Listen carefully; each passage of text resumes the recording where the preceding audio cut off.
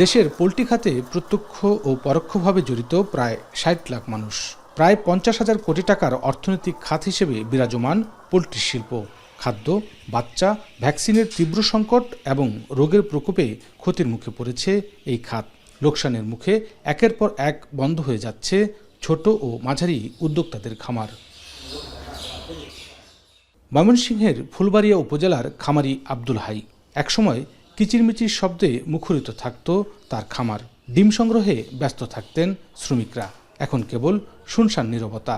সম্প্রতি avian floor আক্রমণে উজাড় হয়েছে খামারের অন্তত ৩০,০০০ মুরগি। গেল বছর থেকে এখন পর্যন্ত তার লোকসানের পরিমাণ ৫ কোটি টাকা। কাঁধের উপর বাড়ছে ব্যাংক ঋণের বোঝা।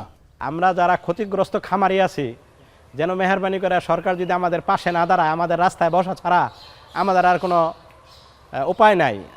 একইভাবে তরুণ উদ্যোক্তা নূর হাসানের গল্পটাও বেদনার। শুরুতে কিছুটা লাভের মুখ দেখে সর্বোচ্চ চেষ্টায় পুঁজি ঢালেন মুরগির খামারে। তারও কপাল পুড়ে এভিয়ান ফ্লুতে।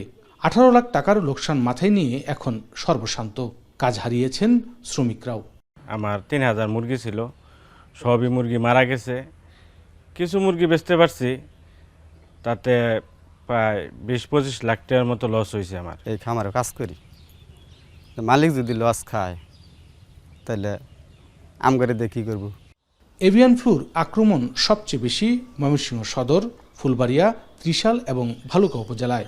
একদিকে ফ্লুর তাণ্ডব, অন্যদিকে খাবার, ভ্যাকসিন ও চিকিৎসক সংকট জেলার পোল্ট্রি খাতকে নিয়ে গেছে ধ্বংসের দ্বারপ্রান্তে। ওষুধে কোনো কাম হল না, পরে ধীরে ধীরে মারা 10টা 12টা 20 টাকা মারা গেল।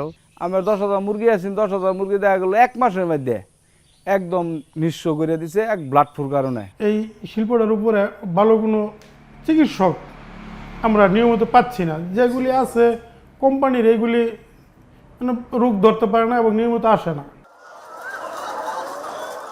জেলা প্রাণী সম্পদ কার্যালয়ের তথ্য বলছে, জেলায় নিবন্ধিত অনিবন্ধিত মিলিয়ে ব্রয়লার ও লেয়ার খামার রয়েছে ৫,০০০-এরও বেশি। সরকারি নির্দেশনা না পাওয়ায় অর্থ সহায়তা নিয়ে ক্ষতিগ্রস্ত খামারিদের পাশে দাঁড়ানোর কার্যকর কোনো পদক্ষেপ নেই। এই অবস্থায় শিল্প টেকাতে দেশে ভ্যাকসিন উৎপাদন সহ ক্ষতিগ্রস্তদের প্রণোদনা এবং কৃষি বিমা চালুর পরামর্শ কৃষি বিশেষজ্ঞদের।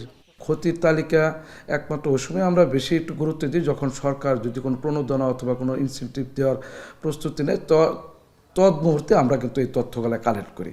ফার্স্ট হলো সরকারকে এটা ব্যাপকভাবে পরিচালনা করে বুঝাইয়া তারপর কি একটা ফান্ড দিয়ে কিছু সিলেক্টিভ ফান্ড, কিছু জোন নিয়ে প্রথমে ইন্স্যুরেন্সটা চালু করতে হবে। যখন এটা সফলতা দেখবে তখন মানুষ এমনি দেবে। সরকারি উদ্যোগ নিলে বা কোনো কোম্পানি যদি উদ্যোগ নেয়, বাংলাদেশি আইসোলেশন করার পরে যদি ভ্যাকসিন তৈরির দিকে উদ্যোগ নেওয়া হয়, সেই ভ্যাকসিনটা ভালো কাজ করবে বলে আমি মনে করি।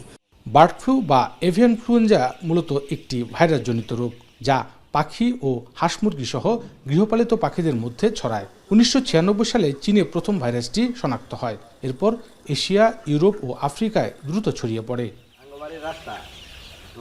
ইমতিয়াজ আহমেদ, এখন ময়মনসিংহ। শিয়া বাটার ও ভিটামিন ই সমৃদ্ধ লিলি বিউটি সোপ, তারুণ্যময় উজ্জ্বল ত্বকের জন্য।